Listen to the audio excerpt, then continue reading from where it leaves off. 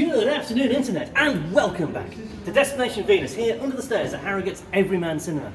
This is part one of What's on the Rack for New Comic Book Day, the 28th of June, 2023. And you will notice that after several weeks of me sitting at home in Venetian Towers, filming something that looked very much like a hostage video, we are back under the stairs in front of the rack. It is a new rack, it is under development. Things will change and look incredibly cooler by the time you see it again, but for now, this is the rack we've got and this is what we're going with. So, we are starting with 007 for King and Country. Now, this is not James Bond being tremendously up to date. I think this is set before the reign of the late Queen, so they're not being all topical and that.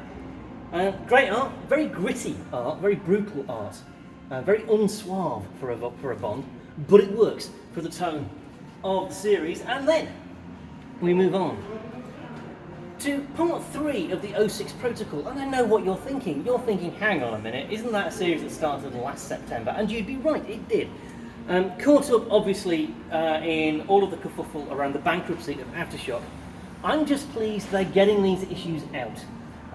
Partly for my sake, because it means I get to read the rest of the story that I started reading 6 months ago, but also because it means the creators are getting some recognition. And from what I understand of Aftershock's contract, that's new. It is a cracking story, and I heartily recommend it, and I can only encourage people to continue to support creators. Then, back on slightly safer footing, we have Action Comics issue 1056, because it's been around for ages. Lots of the super types are getting caught up in things going on here. Connor's there, Steele's there, Clark's there, obviously. All kinds of things are going on. I'm not, as I think I probably said before, I'm not the biggest Superman fan, but the current run of Action, really, really good. And speaking of things that are really, really good, Alien, issue 3 of the current run. This also has been an absolutely gripping, enthralling, and ultimately satisfying run on Alien. Declan Shalvey, Andrea I'm going to say Bricado, but I think I'm pronouncing that wrong, and Triona Farrell are knocking it out of the park, presenting something that actually explores the mythos of the Alien universe a little bit. Also, the art is absolutely brilliant. Then we have the Avengers Beyond. Beyond what? Who can say? Action-packed, great art. Honestly, what more do you want from a superhero book? Well, perhaps you want something that's kid-friendly. Well, we have that too, because Batman: The Adventures continues. Really, really evoking the spirit and the look of the Batman the Animated Series, which remains the definitive on-screen Batman for me, really. And then, speaking of Batman, The Brave and the Bold continues. We hit issue 2.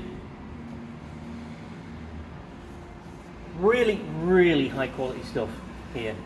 I really enjoyed issue 1. Issue 2 is going in all kinds of interesting places. And you would be a fool to not jump on board. You genuinely would. Now that brings us, and yes, you may be noticing from the length of part 1 that we can get more on the rack now. Bryn Mawr, issue 1, our first issue 1 of the week. Real horror from Steve Niles is the word I'm looking for there, and Damien Worm, which is a clear case of nominative determinism, surely. From IDW, very dark, as you can tell from the artwork. Really creepy, incredibly atmospheric, and highly, highly recommended. You can look forward to that being a pick of the week. Then we have Captain America: The Symbol of Truth. The Cold War is over, and the aftermath begins. Again, great art. Sam Wilson is having issues, I think it's fair to say. Good time to jump on board with that. Then we have the final part of Carnage Reigns. It all ends here, Except I happen to know there's an issue of Carnage next month, so it really does all end here. But right now, it's not going well for humanity. You might want to check this out if you are a fan of the many and varied symbiotes that populate the Marvel Universe. That is Carnage Reigns Omega. On the racks this week, as is issue 2 of City Boy. The Dawn of DC continues, the DC Legends continue, and our slightly confused hero is trying to figure out exactly what talking to cities means for him. And finally, for part 1, we had to end somewhere, and we're going to end here with input from Michael B. Jordan himself. Creed, the next round. We are 10 years after the events of Creed 3, which, it will not surprise anyone to learn, is a film about boxing that I haven't seen. But you don't need to have seen the Creed series to enjoy this. I know who Creed is, but I haven't seen the films. I started watching Creed last night, just so that I could speak knowledgeably now.